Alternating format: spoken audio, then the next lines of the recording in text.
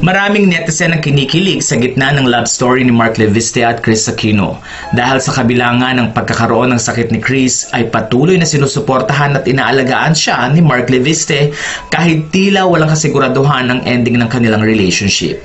Inamin ni Mark Leviste na sa simula pa lang ay crush na niya si Kris at ito nga ay matagal ng panahon. Samantala narito ang ilan sa mga bagay na dapat niyong malaman kung paano nga nagkatagpo ang landas ng dalawa.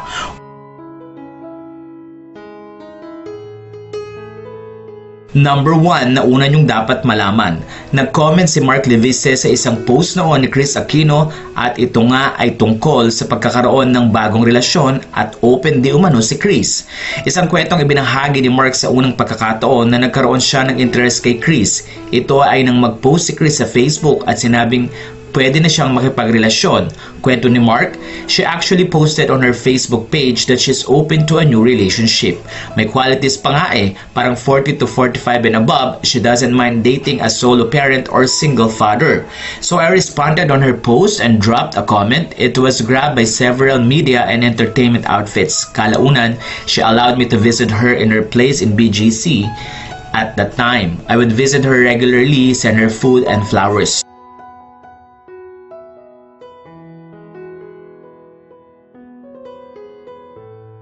Number 2, ang first meeting ni Mark Leviste kay Kris Aquino.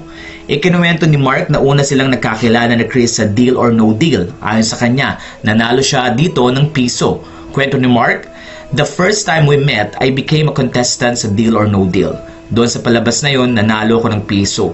At sabi nga ng mga producers, ako lang daw ang naglakas ng loob na humalik sa kanya na beso-beso nung tinawag ang pangalan ko. Hindi ko maitanggi nung tinanong ako kung saan ako kumuha ng lakas ng loob para humalik kay Kris Aquino. Sabi ko, hindi ko na mapigilan ng sarili ko dahil crush na crush ko talaga si Miss Kris.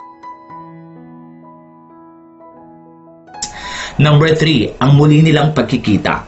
Nagkitang muli si Kris at Mark nang humabol ang yumaong kapatid ni Kris na si Noynoy Aquino bilang senador. Narito ang kwento ni Mark na sinabi ni Kris Aquino noon. Itong vice governor nyo, lagi akong tinetext at iniimbita kong makipag-date. Ito naman ang inihiling ko sa inyo. Pag number 1 ang pinsan ko dito, i-entertain ko ang request ni Vice. Tinawag niya ako from backstage tapos sabi ko mag-cheer para matuloy na rin ang date pero eventually hindi natuloy. Nilinaw din ni Mark na single na siya bago niya niligawan si Kris. Ayon kay Mark, annulled na ang kanyang kasal sa dating asawa. At number 4, ang pag-spend ni Mark ng New Year sa Amerika kasama si Kris.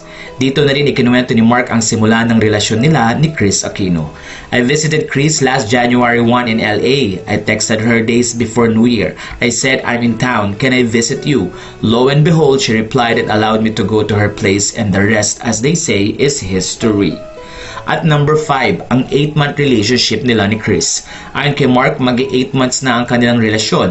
Bilib na bilib din si Mark sa katalinuhan ni Kris. Ayon sa kanya, masarap magmahal si Kris Aquino. Sa puntong ito ay tila ikinuwento nga ni Mark na hindi talaga sila hiwalay ni Kris Aquino dahil binibilang pa niya ang mga months ng kanilang relasyon. Marami ang natutuwa dahil nga sa pagiging consistent ni Mark Leviste ay nakikita nilang mahal nila si Kris pati ang mga anak nito. At ready nga siyang alagaan si Kris anumang sitwasyon ng panahon.